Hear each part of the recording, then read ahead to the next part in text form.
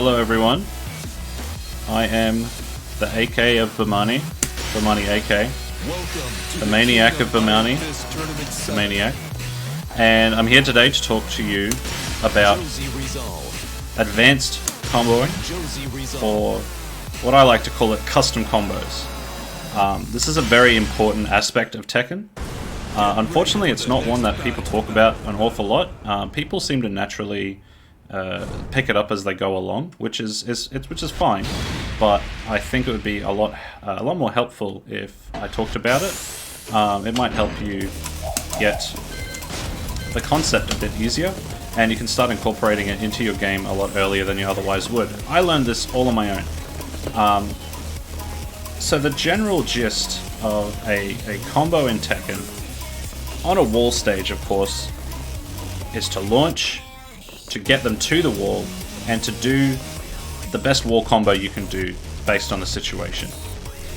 So in Josie's case, using controller, okay. So in Josie's case, I'm actually going to remove the chat just so I can't see it.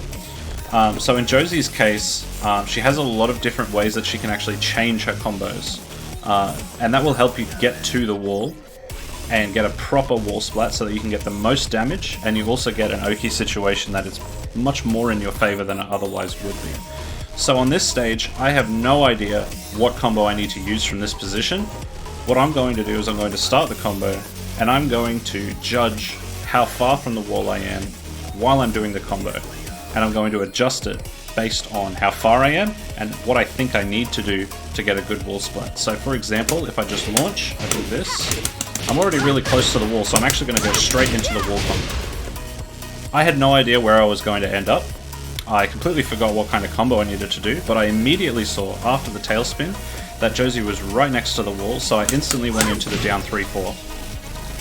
That's something you need to get into the habit of doing. And there are a lot of different ways that Josie can modify them. So let me find the restart position. I'm going to go to the wall and I'm going to switch positions so I can show you what will happen if I'm, say, back to the wall, I get a launch. So in this instance, I want to carry a lot. I want to carry much further. I'm actually going to use 3-2-1-3. Obviously I haven't got to the wall, but look how close I am. I can just straight away get right up in his face, and he can't move backwards. He has to move left and right. So that's already a great situation. Now, if I were to, I'm not actually sure how different the wall carry is going to be on this one, but if I were to just use the standard bread and butter combo, I fucked that up. Standard bread and butter combo, nowhere near as close. So what I've done is I changed it right after the tailspin. I've gone, right, I'm nowhere near the wall, I'm going to change it, and I'm going to do the high wall carry option. And in Josie's case, the high wall carry option after the tailspin is 3-2 forward 1-3. I screwed it up again, that's okay.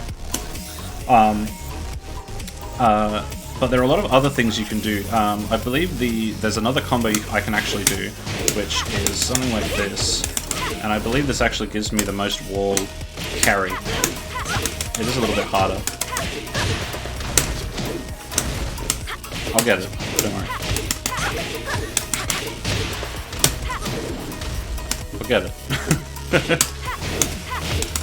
I'll actually do it differently. Okay, it's fine. I got this. There. So she's way closer to the wall in that instance. So that particular combo gives you more wall carry. It's just that the Oki isn't as good. So if I switch stages, what I'm going to do is I'm going to switch to, not character select, I'm going to switch to an infinite stage, and I'm going to explain all the different options that she has and how to start thinking about this, what to focus on first. So generally speaking, in my opinion, especially with Josie, the best way to start learning about this is to just focus on changing what you do after your tailspin. So every combo you just do your tailspin, and then you can see here, if I can get rid of the,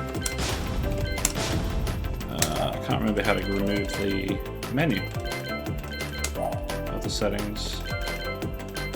Well, anyway, you can see there's a massive delay between when you do the tailspin and when you next need to do the attack. So there's a big gap there. That gives you a lot of time to think and look at where you are on the stage. So generally speaking, this is how I learned. Keep your pre-tailspin combo the same.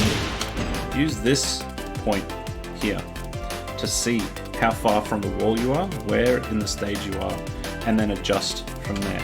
So the different ways that you can do it is, if you want more wall carry, you can use 3-2-4-1-3. Now, this does actually put you a little bit off axis, so the best way to do it is to do a tiny little sidestep right after you've dashed in. It's not necessary at all, but it helps keep you on axis. If you want much less wall carry, you can instead do 4-2-4. See, that makes her go a lot, not nowhere near as far as the standard bread and butter. You can also do... That one's a little bit harder. So I'll give you this one. You can also do down forward 1-2. That gives you a nice float.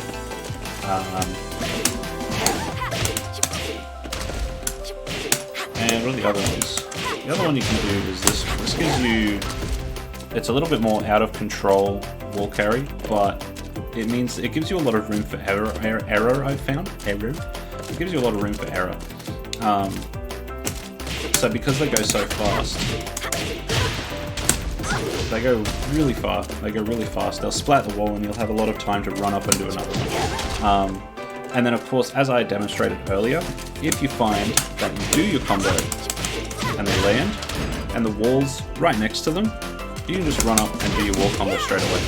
That works as well. So focus a lot when you're comboing. Don't just go, right, I'm here, this is the combo. This is the combo, this is the combo that I do. You want to stop, you want to do your pre-tailspin combo, do it, and then stop. Don't stop comboing, obviously, but stop and think. What do I want to do next? Don't just go, right, my combo is this. Stop and think, where do I want to end? Where do I want to put Josie? Or where do I want to put my opponent? And from there, you have a lot of different options. This gives you so much more freedom you can also do that, I finally got it. This gives you a lot more freedom to control where they move, to control where they land, and will generally just give you better chances of hitting the wall combo. Excuse me. Now once you've done that, you can start changing how your pre-tailspin combo works. I don't generally do this quite a lot, however, you can do something simple like this. I haven't done any tailspin, but if the wall's right next to me, you can see how little that travels and how much damage I get out of that. So if the wall's right there, just go ahead and do it. Like, right, okay, there's the wall. I'm just going to do it. Another thing that you can do is do straight into this. That does not put them very far. It also does a decent amount of damage. And yeah, if you're right next to the wall. Another thing you can do if you're really not sure about things, generally what I find is it's good to just do a 1-2. 1-2 is great. If you're right next to the wall, you're not sure where they're going to end up, you can just do 1-2. That's a great option. And that's pretty much it for Josie, really. As far as custom combos are concerned, that's pretty much it. That's how you want to control where Josie lands. Now, another thing that I like to do on infinite stages in particular is an Oki setup, which is doing your standard wall combo, your standard bread and butter combo, into that. Now, what this does is it sets up 100% safe, 50-50 between teching and not teching. So if they don't tech roll, that crouch dash 3 hits, grounded for quite a bit of damage, does more damage than any other, wall-less combo that Josie has. But if they do tech roll, it's actually completely safe. So I'm going to record here, and I'm going to show you record video. So if I do that combo again, this is really dirty. So no tech, that's what happens. But if I do tech, tech roll, and it doesn't hit me, it's totally safe. There's no punish on that. So you can just do it if they tech, you can just block. And the other option is to do it as you normally would. And then if they do tech, you can go straight into your full crouch mix-up. Or you can even go up, down 4, down 4, whatever you feel like. Generally I like to go into full crouch mix-up though, like that. Usually I do it better than that, because you do the down, down, forward, down. Can't do it now. I'll try one more time.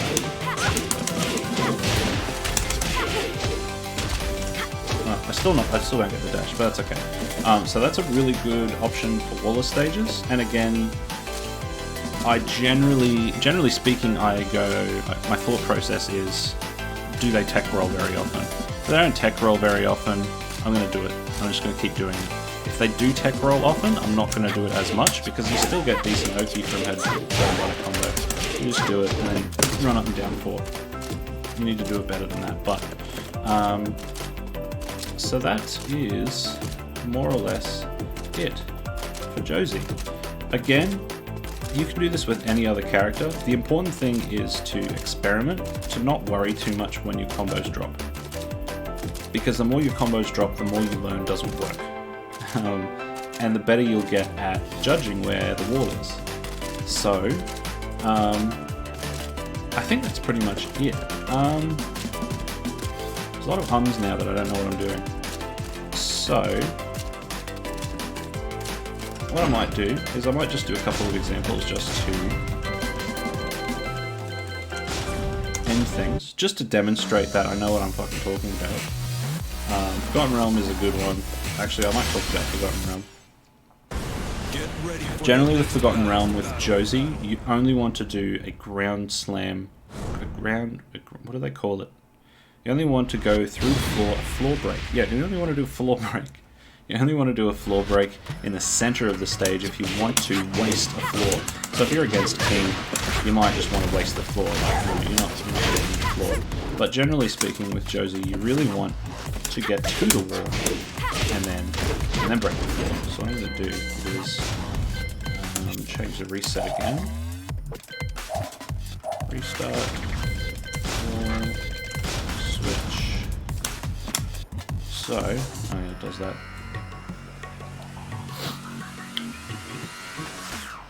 So, okay, so I think I can carry the wall from here. And again, this is an example of how I just change what I do.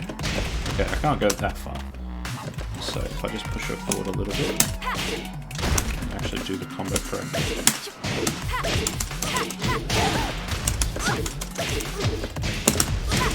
I'm gonna do this combo. No delay on that, that's a good 85 damage. So that's number one, a demonstration of how I can modify my combo to change where on the stage they end up. And that's how much extra damage you can get just from learning how to do that. What, BNB with that is probably like 56, 55 with a 3-2 forward 3. But with that ball break, it's 85. So that's like an extra almost 30 damage just for modifying my combo on the fly.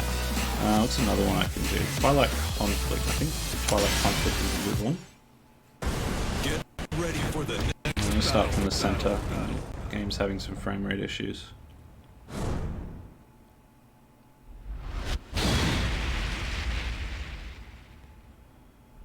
So I'm just going to start from the center. And I think I can go like this. And then 2-4.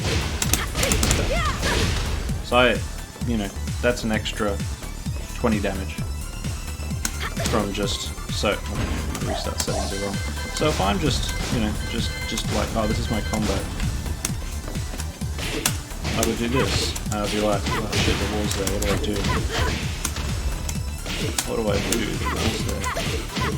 So I do my BNB, and I get 58. So I'd only get 1 extra damage for the wall being there. But just that one tiny change, and you can see how far away the camera is now. I know exactly where that wall is.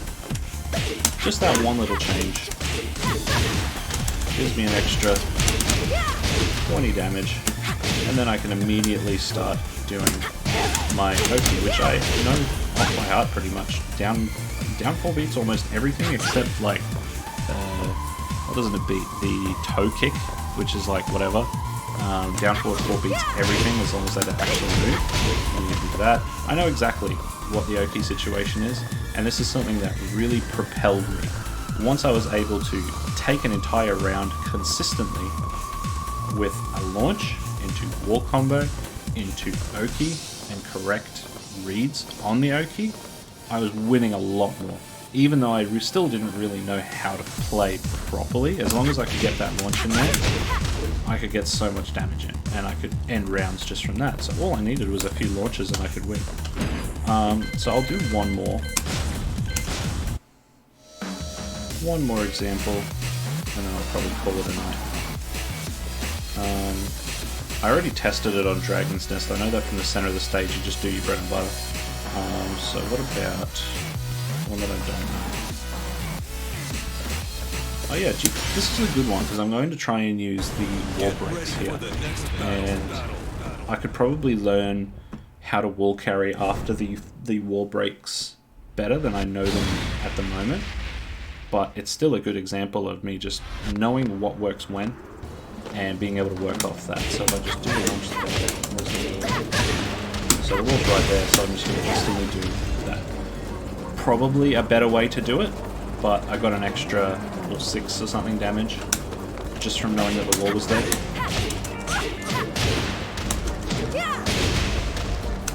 And then of course now that the wall's gone, which I completely forgot, I can probably do just bread and butter, and that'll probably get me to the wall.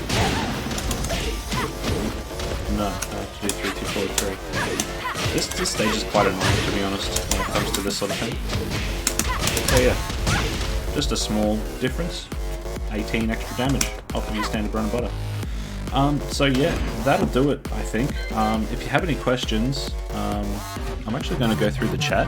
If you have any questions, post them in the chat now. I'm going to keep streaming for a few minutes and I'll go over some questions. If anyone has any questions, post them now. Oof. Hello, Ramen Hero. I'm going to turn my notifications back on.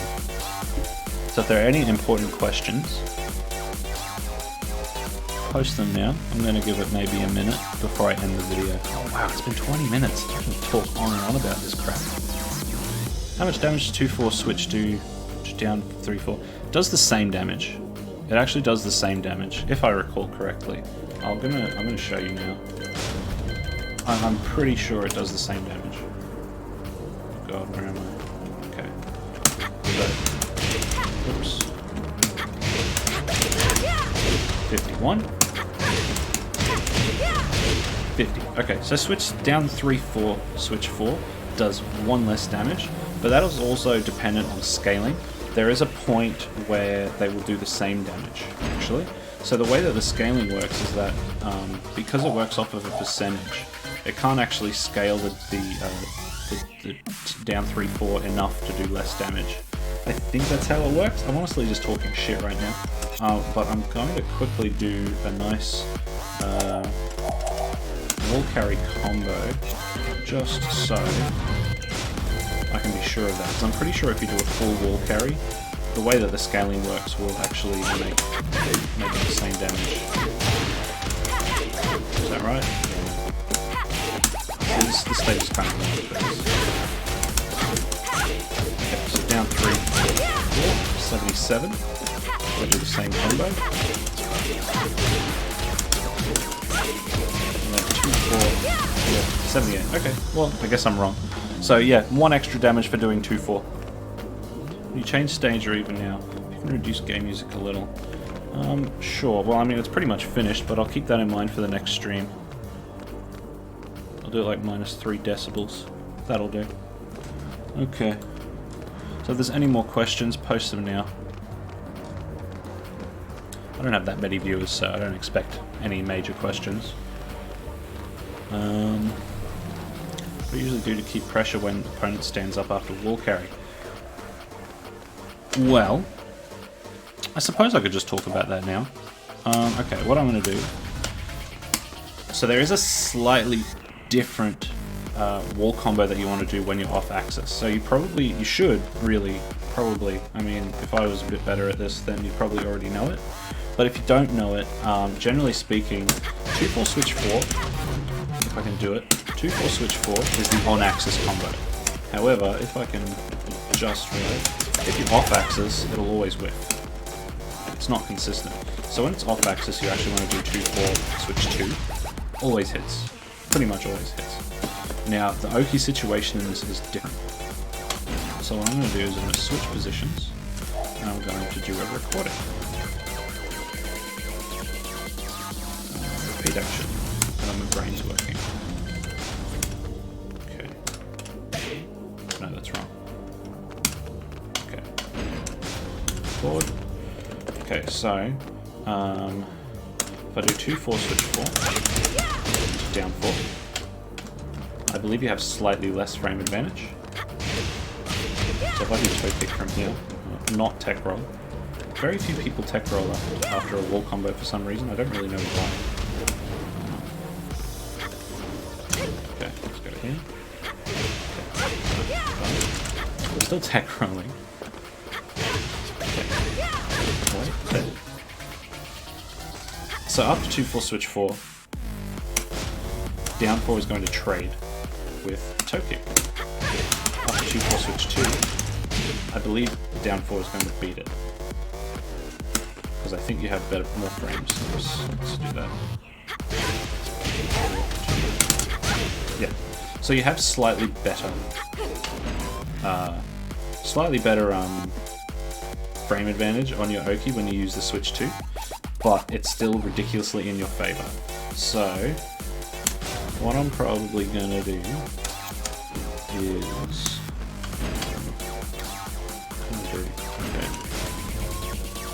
generally speaking, I'm not gonna do a recording or anything. I'm just gonna have it stand. I'm gonna demonstrate what I do. Okay, teching at the wall is basically the same as teching after you hit the ground from the air. Right? Yes, it's just it's a universal tech roll in Tekken. You can do it at almost every combo except for like hard knockdowns. And yes, same inputs, either 3 or 1 when you hit the ground. So generally speaking, if they're going to stay on the ground, excuse me, if they're going to stay on the ground, I either do down 4 just to quickly hit them. If they get up, they immediately start standing. If they block it, they can only dick jab it. If they tech roll, I believe it's safe. I'm not sure. Actually, I'm going to test it. We're both going in today. So let's record.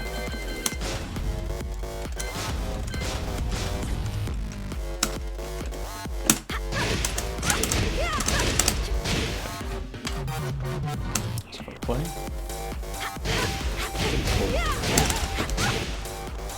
So even if they tech roll in that situation, it still hits. That's pretty crazy, actually. I did not think that would happen. So yeah, that still hits. If they tech roll, it still hits. It's fine. No worries.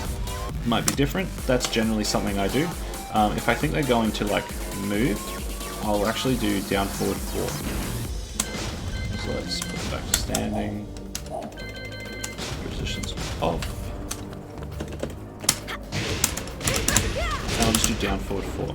If they do anything other than that, get back, or like hold back, sorry. If they do anything but hold back or tech roll, it's going to hit them and they're going to get grounded again.